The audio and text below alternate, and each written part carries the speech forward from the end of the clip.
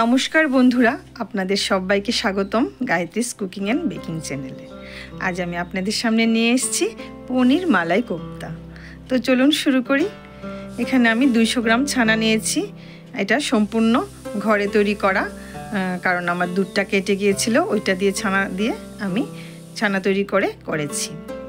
আর আমার ঘরে যা যা উপকরণ ছিল এই উপকরণগুলি দিয়েই সহজভাবে আমি তৈরি করার চেষ্টা করেছি। তো প্রথমে পনিরগুলো ভালো করে স্ম্যাশ করে নেব।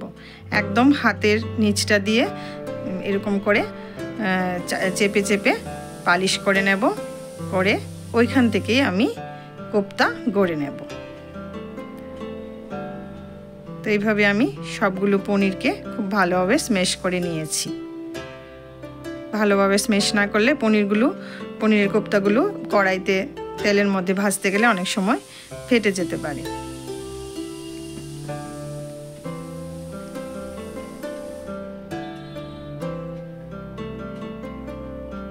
খুব ভালো করে এভাবে মেখে নেবেন।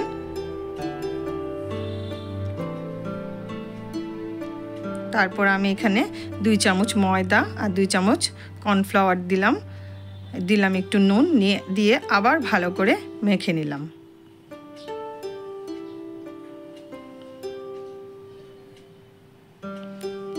দেখলাম বলের আকারে গড়া যায় কিনা, দেখা যাচ্ছে হচ্ছে বলের আকার। তারপর আমি এখানে দিলাম 2 চামচ গুঁড়ো দুধ। এখানে আপনারা খোয়া ক্ষীর দিতে পারেন, তো আমার ঘরে গুঁড়ো দুধ ছিল, ওইটা দিয়ে আমি ভালো করে মেখে নিয়েছি।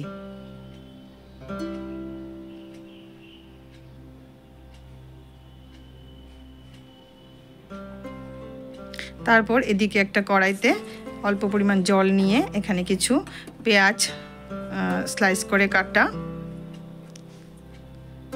কয়েকটা কাঁচা লঙ্কা, 2-3 টুকরা আদা দিয়ে আমি একটু জলে ভালো করে সিদ্ধ করে নিয়েছি। আর হ্যাঁ, দিয়েছি এখানে কয়েকটা কাজু বাদাম। এগুলিকে আমি জলে সেদ্ধ করে নেব, কারণ জলে সেদ্ধ করে নিলে পেঁয়াজের উগ্র গন্ধটা থাকবে না। ওইটা আমি ছেঁকে পেস্ট করে নিয়েছি গ্রেভিতে দেওয়ার জন্য।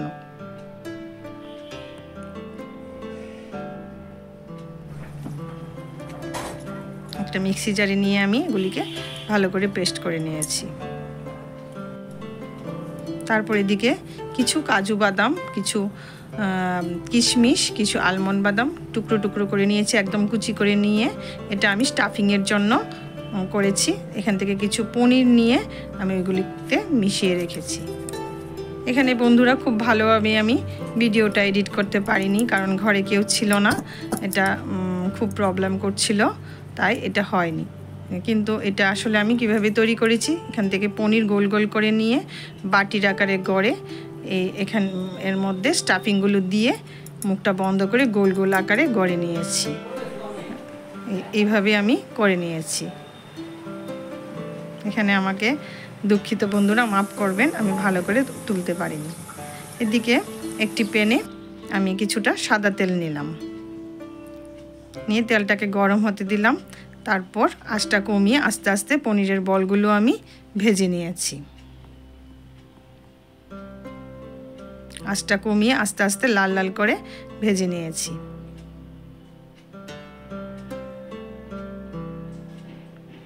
এই পনির মালাই কোপ্তাগুলো খেতে সত্যি খুব দুর্দান্ত হয়, খুব স্বাদ হয়।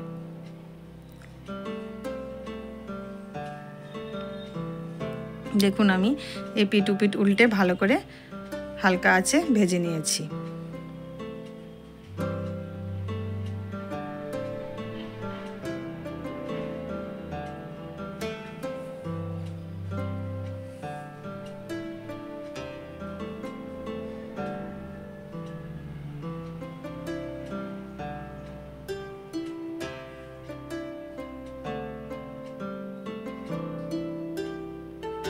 এগুলি লাল লাল করে ভাজার পর আমি এখানে এগুলি একটা প্লেটে তুলে নিলাম।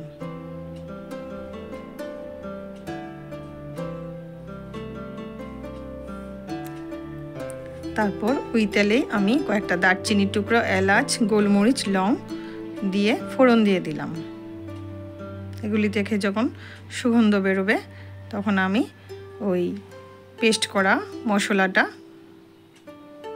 আস্তে আস্তে আমি এখানে তেলের মধ্যে দিয়ে দেব।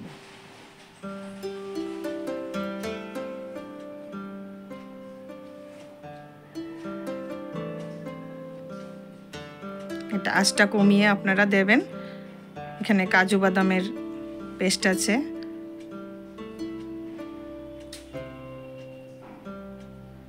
তারপর আস্তে আস্তে আমি হালকা আছে এগুলিকে ভেজে নেব। দেব অল্প নুন,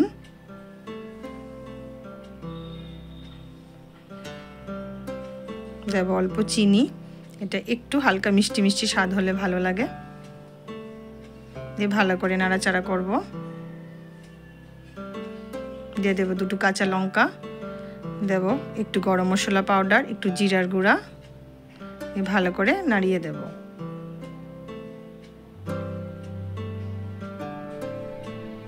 তারপর দিয়ে দেব এখানে দুধ, গ্রেভির জন্য আমি দুধ দিয়ে দেব। দুধটা দিয়ে ভালো করে নেড়ে চেড়ে দেব।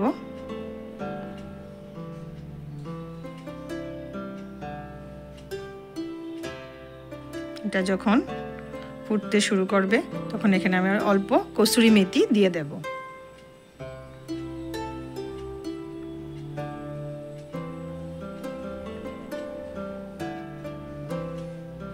ভালো করে নেড়ে চেড়ে দেব। তারপর আমি আস্তে আস্তে পনিরের বলগুলো দিয়ে দেব। দিয়ে উপর দিয়ে আমি বলগুলির উপর দিয়ে গ্রেভিটা দিয়ে দেব। এগুলিকে খুব বেশি জোরে জোরে নাড়াচাড়া করব না, কারণ বলগুলো ভেঙে যেতে পারে। উপর দিয়ে গ্রেভি দিয়ে আমি আস্তে আস্তে নাড়িয়ে দেব।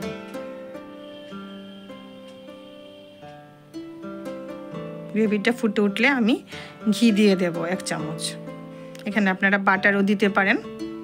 তারপর দেব আমি একটু ঘরে তৈরি করা সর ভালো করে ফেটিয়ে উপর দিয়ে দেব। এখানে আপনারা ফ্রেশ ক্রিম দিতে পারেন, আমার ঘরে ছিল না ফ্রেশ ক্রিম, তাই আমি দিয়ে দিলাম। তো হয়ে গেল পনির মালাই কোপ্তা। আমি আস্তে আস্তে প্লেটে তুলে নিলাম। সত্যি খুব দুর্দান্ত হয়েছিল খেতে, আপনারা অবশ্যই ট্রাই করবেন। এটা আপনারা ভাত, রুটি, পরোটা সব কিছুর সাথেই ফ্রাইড রাইস খেতে পারবেন। তো আপনাদের ভালো লাগলে আমার চ্যানেলটা লাইক, কমেন্ট, শেয়ার করে দেবেন ও সাবস্ক্রাইব করবেন। নমস্কার বন্ধুরা, আজকে তাহলে চলি।